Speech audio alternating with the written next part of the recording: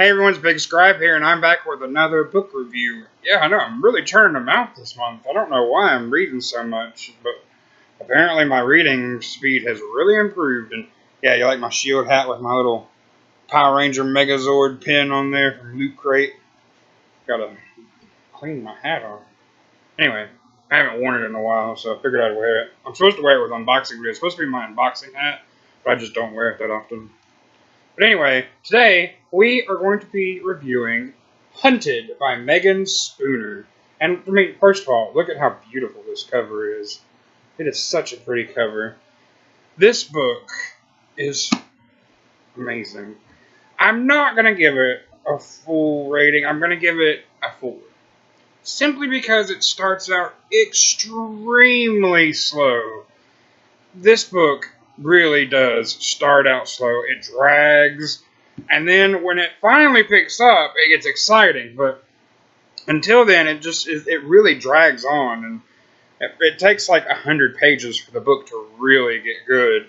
But when it gets good, it's hard to put down. And I ended up reading the last 125 pages last night, actually. I woke up in the middle of the night and couldn't get back to sleep, so I was like, I'll just sit here and read. And I just read the entire thing.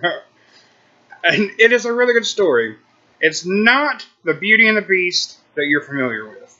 Don't go into this thinking this is going to be like the Disney Beauty and the Beast, because it is totally not the Disney and Beauty and the Beast. It is like the original Beauty and the Beast. It's very closely related to the original story, where the father was a merchant who lost his money, and then they had to go live in the woods, and in the original story, he picks a rose at the Beast's estate and it gets trapped there, and she takes his place, blah, blah, blah. This is a little different. And I'm not going to spoil things for you, but stuff happens, and she ends up with the Beast, and the Beast is cursed. He has to find this thing that cursed him, but he can't do it on his own. He needs the help of a hunter to do it, and she was trained by her dad when she was younger to hunt. So he tries to get her to help him by imprisoning her. And I think, honestly, my favorite part of the book, because it tells it from her perspective and the Beast's perspective. He has like little journal entries before every chapter. And I think his perspective was so much better than hers. I loved the way his thought process was, the way he explained how she was changing him. And my favorite line in the whole book is, she whispered to us of what we could be. That like tugged at my heart and made it shatter a little bit. And honestly, I ended up crying through a good part of this book, and I really connected to the Beast. And it's not the kind of Beast that we're normally used to in the Beauty and the Beast stories. This wasn't someone who was arrogant. It was more, he wanted more out of life, and he was searching for something more out of life, and that led him to make some bad choices that landed him into being cursed. But I won't go into that in detail. You have to read the book to find out. But let me tell you, this is a good book, and I absolutely loved it. The ending was amazing. It was absolutely beautiful the way she told the ending. It was so gorgeous, and I think this book is great. The only problem I had with it is it starts out pretty slow, but it is really amazing. Not as good of a retelling as ACOTAR is, but it's not supposed to compare to that, because this is supposed to be like the original Beauty and the Beast. This isn't like the Beauty and the Beast that we know and love.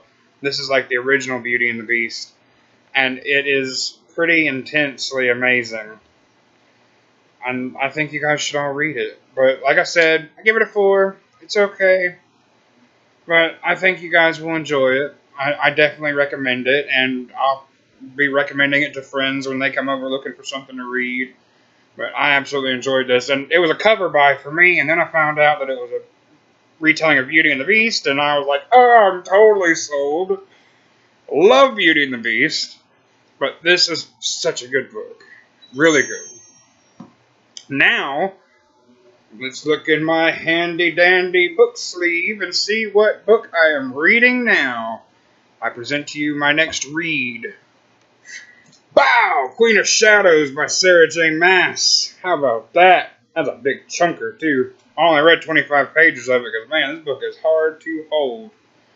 But I am so excited!